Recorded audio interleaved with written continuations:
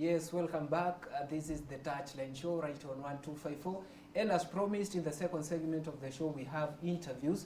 And in the first set of the interviews, I'll be speaking to Takid Master, the president of Kenya Extreme Combat Sports Federation, and Jared Onyango is All African Games 2007 Algiers bronze medalist. And remember, he is also a kickboxer and coach based in Muai. So in my immediate right is Takid Master. Karibu sana. Asante bro. Yeah, Jared, karibu. Asante sana baba. Yes, Takid. Yeah. There's a tournament that was set to be held here in Kenya. What happened? Okay, it was just let me not call it even a tournament. Yeah. We would call it a tournament. It's like just something locally, but it was a championship. Yeah. It was to be kickboxing and Muay Thai. Yes. I know most people might ask what's kickboxing and what's the difference between kickboxing and Muay Thai. With kickboxing, kickboxing is from the one that we do is from the USA, and then Muay Thai is from Thailand. Yeah. So with Muay Thai, they use even the knee strike, they use the elbow strikes, even low kick. And mostly in their championships, they always use shots. Yeah. But if you come to kickboxing, which is mostly full contact, Yes. we always, or semi-contact, we always use trousers. Then most of the times we fight without any t-shirts or any gears. Then let me say bare chest. Yes. Yeah. Then for kickboxing, it's 50% boxing and 50% kicks, which are from different kinds of martial arts like taekwondo, karate. Yes. So that's the kickboxing. So we were to mix them together. So like mixed martial arts. The only thing that wasn't to be there was grappling on the ground. Because if it comes to mixed martial arts, MMA, mixed martial arts, we always have all those kinds of styles, which is grappling. We have the kicking. We have the punches, which is 50-50. So the tournament, the championship was to be held on the 13th here in Muai, where Coach Onyi is located. His club is always there. So we had arranged with some Seychelles guys who were to come. And there's this one guy who is a champ, 3 times world champion, who was also to come to Kenya so that we would have a tournament, and he was to be challenged by Jared Onyango. Yeah. But now they've pulled out, and the Seychelles guys, who are 6 of them, the fighters from Seychelles who are to come, have another assignment which is in Dubai. Yes. It's a big assignment, so they had to divert everything and go to Dubai instead of coming to Kenya. So that's why now there are different kinds of changes. Yeah. And we as the federation, Kenya Extreme Combat Sports Federation, we deal with all these kinds of combat sports. That's why you hear extreme combat. Because we have taekwondo we have karate, we have kickboxing, we have boxing, we have Muay Thai, all those kinds of styles. Yes, yes, yes. Jared, 2007, you did win the bronze. Swali tu nauliza, tofauti ni gani wakati ule na sahi? Okay, wakati ule unajua ulikuwa unafanya tu vitu juu watu wanafanya. Ujielewi juko tu hapo. Lakini kwa saa hii mtu jielewa. Najielewa sababu najua ni wapi niko na hii kitu ni nini ninayo. Yes. Okay, so sasa hivi uko Muai? Sasa hivi niko Muai. Niko na klabu yangu pale social. Iko pale Muai Health Center. Hapo sewage. Niko hapo. Hapo ndio nimefunzwa na hapo bado pia ndio mimi najifunzia na sasa. Uko na academy ya kufunza na vijana na youngsters wakubwa hata wamama wa lose weight, get fit. Yes. Takid, swali tu nauliza, what is the state of combat sports in Kenya, because it's a new sport and nobody, you know. I would say it's a new sport. Yeah, maybe kwa wenye wanaisikia kwa mara ya kwanza, the state of combat sports in Kenya. Combat sports has been there. The meaning of combat sports is anything that is combative. That's from taekwondo, karate. Taekwondo has been here in Kenya from the year 1978. Yes. And karate too. So we have judo, we have Shotokan, we have different kinds of combat sports. Kickboxing has been there also for a while. Now it's like 22 years since it has been here in Kenya. So it's not a new kind of sports. The only thing that makes all these sports look like or sound new to most people is publicity, which you guys are doing good because right now we are here, at least we are marketing it, people are knowing more about combat sports. But now when it comes to support from the government, which most of our stakeholders, they always they always go more on athletics, football, rugby. But now rugby nowadays is not all that much concentrated to. They only concentrate with athletics and football mostly. Even boxing, I think, is a bit of no one takes it serious. And remember, all these sports, the people who do it well, or the people who make our country proud through all these talents, or let me say sporting talents, are from the ghettos and slums. You see, so I don't know why we don't really concentrate with this. Sometimes I also don't blame the government too much. I also blame the federation officials, because they should know how to go to the grounds, get all these fighters, and we should also spread these sports everywhere around the corner of this country. Then again, we should be good at the publicity part of it. We should always be attending interviews, talking more about it, and also introduce it in schools, so that they start from the early age of 3 years and above, because it has no age limit. You see? So that's the only thing I can say. So combat sports is not that new.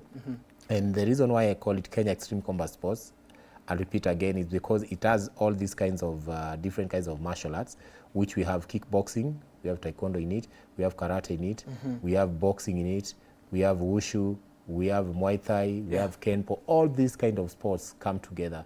So, because to me, I've done almost all of these kind of sports. I've been in taekwondo as a national team player also many years ago, and that's where my name Takid came from. Takid is just taekwondo kid. So I've done it for now 30 years and above, and this is the field that I've been working on most of my life. So the field yenye umekukifanyia kazi, ni challenges zipi ambazo unaona, you know, you're being affected by them, and if given an opportunity, what should be done to ensure that combat sport gets to where it belongs? Because if you compare it to other nations, the likes of China, you know, Japan, they are way, way, way above us as Kenya. Even Thailand and different kinds of, even Nigeria, even Uganda is doing well with all these combat sports. It's only the support from the government and the support from different stakeholders. That's the only thing I can say. Because with our players, our fighters train hard. They train daily, Monday to Monday. And our coaches are also busy training them. But now when it comes to some championship, or let me say some tournaments, there's no way you can have them, because number one, kickboxing is the most expensive combat sports. Because you need to have a ring there. It's not like taekwondo or karate that you can even do here, no. With kickboxing, you have to have a boxing ring, which nowadays is very expensive. Sometimes you can even get it from a range of 50,000 to even 70,000. You see, that's only the ring. We still have gloves, we still have different things, and then protective gears.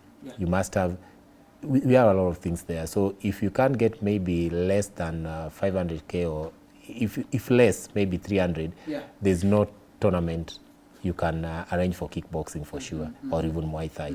So that's why I would like to say that if we could get support from the government or different stakeholders, we could have very good fighters, international fighters. Because if you look at it, even our forces from KDF, Kenya Police, name them, they all practice all these things for their combat defense styles. Because you can't only rely on guns. No. You have to train all these combat sports, and they get them, all those techniques they get from our civilians trainers. You see, we send to their places to go train them. So if they could at least chip in and support all these local fighters and our local trainers, I think we could make it in a big way, more than even other countries, because Kenya has talent, man. We have talents. Coach, amesema kwamba Kenya has talent. So far, ukiwa na watu kule, watoto maybe kule Ruai, perception yao na combat sport imekuwaje? Okay, niseme ni kama na give back to the community, sababu siwezi sema male niko pale atinalipwa. Ni kama najitolea. Unajua kitiko passion. Huwezi taka kuona tu inaenda. Unaweza kuta niko na kama watoto kama maybe 20. Wangapi wanalipa kwa 20? Utakuta ni wawili. Hao wengine ni wazuri, lakini ukiangalia background yao bado pia nothing. Na sasa unakuta Jumi naipenda hii kitu, inabidi tunaitukuza ndio tuone matunda. Sababu mimi kama ningeanza nikuwa myang na vile sasa niko juu nilianza nikuwa mkubwa, nadhani ningekuwa different na vile niko sasa. So in the next 2 to 3 years unataka wafikie wapi, ama unataka kufika wapi na hiyo whatever you're doing at the moment? Naweza taka ukiangalia Europe sana. Huko hata ukiangalia ile mtu unasikia ati yako na mshipi, amevaa mshipi. Ukilinganisha game yenye anacheza na game yenye si ucheza huko locally. Bado unakutata ukipatana na yeye, unasema challenge na mnyang'anya nini? Mnyang'anya mshipi. Unaona? So tukiweza tu kupata ubaya government yetu wanaangalia upande moja. Unaona kama football. Watu penda football, watu penda athletics, kukimbia na hizo rugby, lakini hawajui sport ni sport. Bora unafanya taekwondo, unafanya kickboxing, unafanya boxing, that's a sport. So ingekuwa ni government inaangalia upande yote ya sport, nadhani hata sisi pia tunaweza kuwa tuko juu.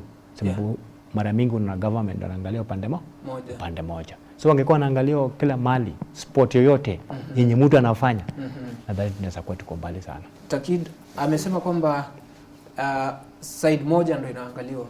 What do you think ina lead to that? Because combat sport, maybe it's a sport yenye haina hiyo publicity vile uliweza kusema hapo awali. So at the moment, what can you guys do to convince the government to support you? I'd already said it and I'll repeat it again. I said that I won't really blame the government on it alone.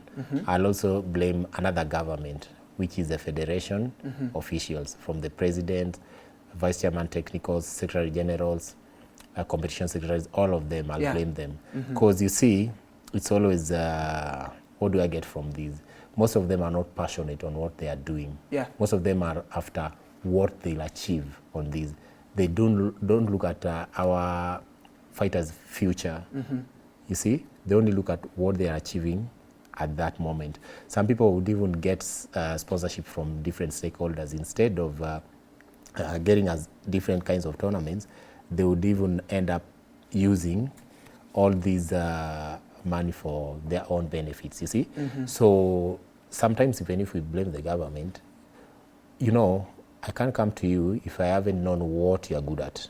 You must show me what you're good at. And even the government, before they sponsor or they support you, even any kind of stakeholders, or let me say sponsors, they only support those whom they see that has something productive that will also at least help them grow. So what I would say is that apart from blaming the government, I would also blame the officials of different federations, because almost every federation in this country has a wrangle, and you know it very well. From FKF, from boxing, from kickboxing itself, from taekwondo itself. Right now we have under 21 taekwondo world championship, you know. I'm also in between, but not as an official, but I'm supporting because I've been there as a taekwondo legend, and I know what it takes to support all these youthful fighters that we have in this nation. So if we had something that is only right to be done, like in taekwondo right now, you might find out that there are those who are supporting the under 21 who are willing to support just voluntarily, you see, like us. We go, sometimes we train them, whatever you get to that team, because the support is limited, you see. And the reason is what?